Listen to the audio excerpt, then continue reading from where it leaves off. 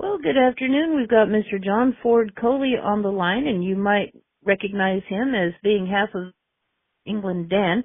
And so we're glad to have you on the phone this morning. How are you? I'm great. How are you doing? I'm doing good. I was actually today old when I learned that you were from Dallas, and as soon as I picked up the phone, you said, well, you don't have much of a Texas accent, but you don't either. I know. You know what happened? I lived in California for about 28 years. I was about 21 when I moved there. And so they kind of frown upon people that have a Southern accent. They really did, because it was during the civil rights movement and all that thing. So you tried to blend as much as you possibly could. And one time I was at a funeral and I was kind of giving the eulogy, and the word hour came up. And instead of saying our, I said our. It was just a natural reaction. And at that point, I literally stopped and I said, damn it, I'm Texas. I'm sick and tired of trying to pretend that I'm not. And so there you go. Quite a few years ago, I taught a twirling and dance team, and we had a performance at Disneyland in California. Yeah. And I didn't realize how funny we were. I mean, everybody was nice about it, but the things that my group would say and do, everybody was just like, oh, that's so cute, and that's so funny, and my girls would just look at each other confused, like, what's the big deal? Yeah. You know, and of course, saying the word y'all was super funny to them. Oh, gosh. And what's so funny now is that when they come to Texas, move over here, the first thing that they do is they buy boots and a belt buckle and a hat and start tossing the word y'all around like it's comical. And the funny thing about it is they don't go, how y'all doing, like we do. They go, how y'all doing? What's going on with y'all? And you go, okay, we get the fact you're not here. Okay, we get it. Yeah, so that's how you know that they're not from here. And, or, hey, you guys. Yeah. Well, I tell you what, I know the reason you're calling. When I get I'm sorry, on go ahead. stage, Burley from Ambrosia, the drummer from Ambrosia, always introduces me. He talks about how we had a language barrier. They came from California, but I came from Texas, so there was a difficulty understanding me. And so when I get up, I don't say, how y'all doing? I go, hey, yous guys. And they go, yeah, that sounds really Dallas. You know, I get it. So. That's funny. Well, I tell you what, I know the reason you're calling is because if anybody's never heard, I'd really love to see you tonight. They're definitely not from this country. And I've heard that being called what they call it, the booty call of the 70s, the booty call song. I didn't hear that until about 3 years ago. Really? That was funny. Well, yeah. I just recently heard it too, and it's a beautiful song. Like if I had heard it for the first time, I wouldn't have thought that about it. It's beautiful, but it's the 50th anniversary, and you put out the 50th anniversary edition. So I'd love for you to tell us more about that, about what inspired that, and what inspired the song in general. Actually, that wasn't my idea at all.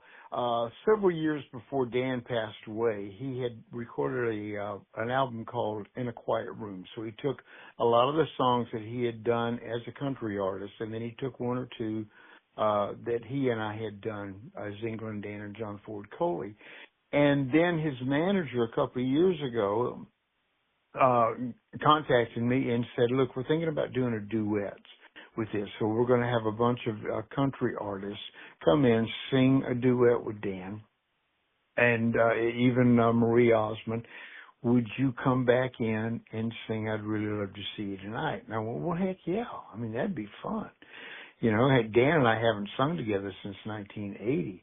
So they changed things up a little bit. I took the second verse as a lead vocal, where before Dan had done the entire song lead-wise and I sang harmony. So he changed it up, and then they did a video on it from the video that Dan had done back then, back when he had done the recording of it. And that's pretty much how it came about. Well, it's still just as beautiful, and I did go and see the new video that you did with it, and it's just gorgeous.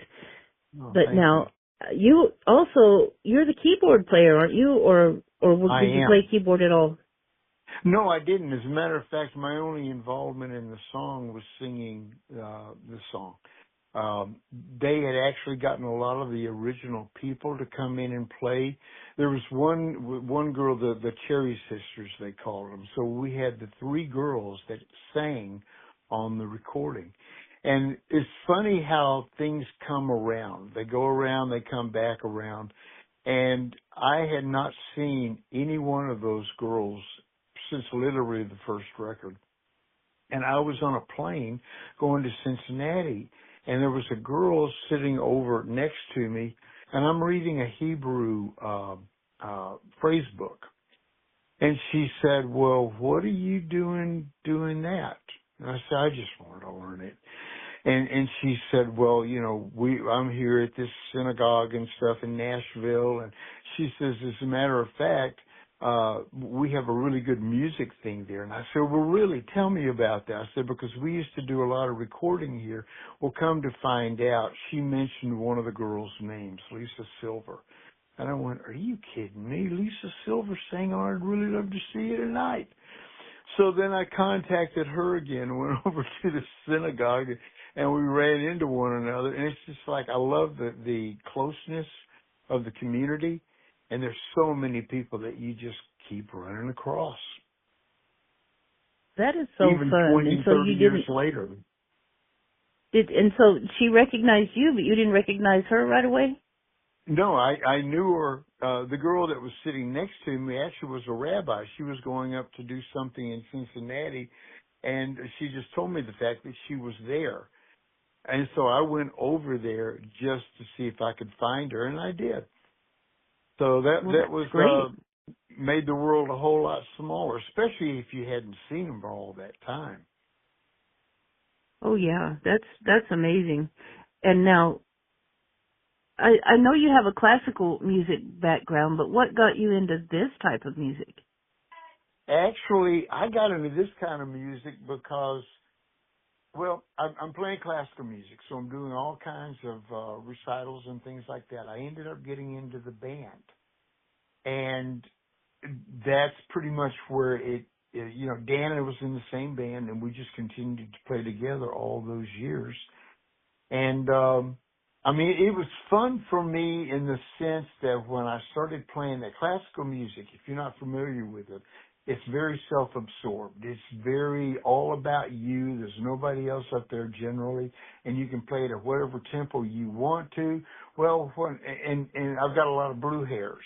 Well, I learned what new blue hairs were because I get in to the music scene there, and the first thing that I'm playing is stuff like boom, dink, dink, boom, dink, dink, boom, dink, dink, boom. I got you, babe.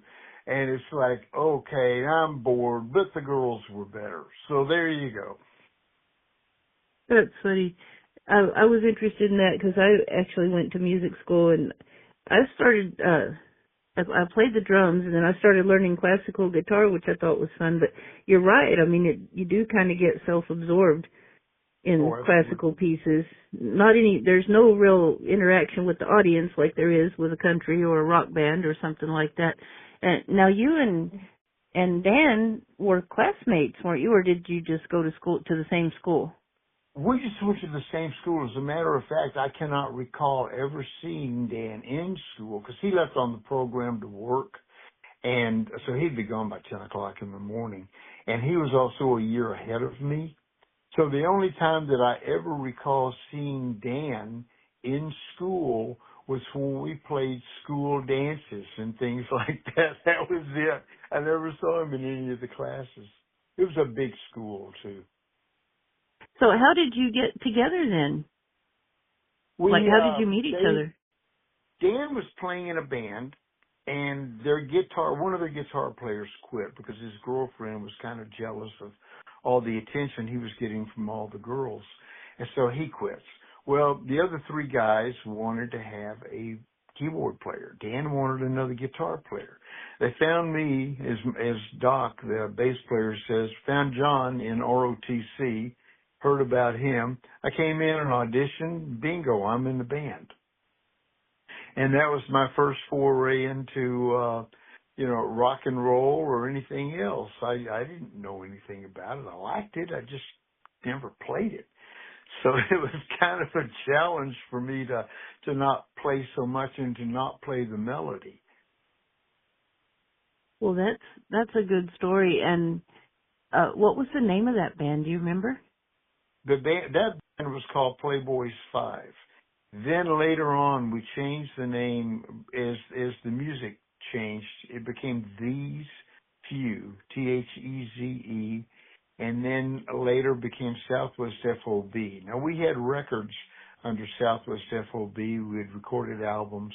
We were on Stax Records. And we also played a lot around because we did have the record, and as a result, we had a crowd. So when a big acts would come in, national acts like Three Dog Night or Led Zeppelin or Vanilla Fudge or Paul Revere and the Raiders, we were the opening act for all of those bands. I don't think I've ever heard of Vanilla Fudge. Vanilla Fudge ended up doing the old Diana Ross song. Why don't you set me free, babe? Why don't you just set me? I keep hanging on, that one. Huh. I've heard, of course, of all of those that you named, but except for that one. Yeah. Oh, there was a bunch of them. A growing band called Love. The Standells. The Standells had one called Dirty Water.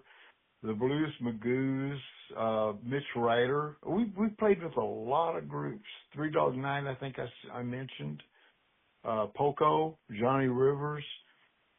So we actually had a good reputation of playing as the opening act for so many groups. Well, now this being the 50th anniversary of I'd Really Love to See You Tonight, one of the things I like to ask everybody, of all the things that you've told me and maybe what you haven't told me, what would be one of your favorite memories through all of this? The fact that on I'd Really Love to See You Tonight, neither Dan or I wanted to do that song. We thought that it was a feminine song, be better suited to a female, and the fact that we were singer-songwriters, and that's what we wanted to be known for, not doing somebody else's songs. And we had friends that came in and did the demo for the record company. And that was Louis Shelton, who was in the Wrecking Crew. He had recorded with the Monkees, and he did Last Train to Clarksdale, etc. Then we had David Page on piano, and David Page went on to be one of the founders with Jeff Porcaro, who played drums on the song for Toto. So we had some pretty high-powered players doing the demo for us to get the recording contract. Wow, that's great. And so, and then it stood the test of time. Like I said, even young people, I'm sure, have all heard that song. It's one of those timeless kind of songs that it just never goes out of style, even if it is from the, I want to say from the 70s. When did it come out? That song came out in 1976.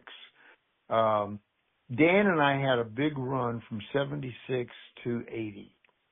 And from 71 to 76, we had been on A&M Records, and we had played with everyone in the world. Elton John took us to England with him for a month in 71. We had a #1 song in Japan in 72, so we toured with Three Dog Night for 2 weeks. We opened... our first really official opening was with Carole King when she had the Tapestry album released. So we played with her for about a week at a place called the Troubadour in L.A., and then she took us to Boston with her. So, I mean, we had quite a little time there. Well, I tell you what, we've enjoyed hearing from you today, and I hope that we get to hear from you again. So if the folks want to find you specifically online or anywhere, where would they look? Well, you can go to johnfordcoley.com, Also, if you'd like to see the video that Dan and I did, you can go to YouTube and look up England, Dan and John. Or really love to see you tonight, 50th anniversary.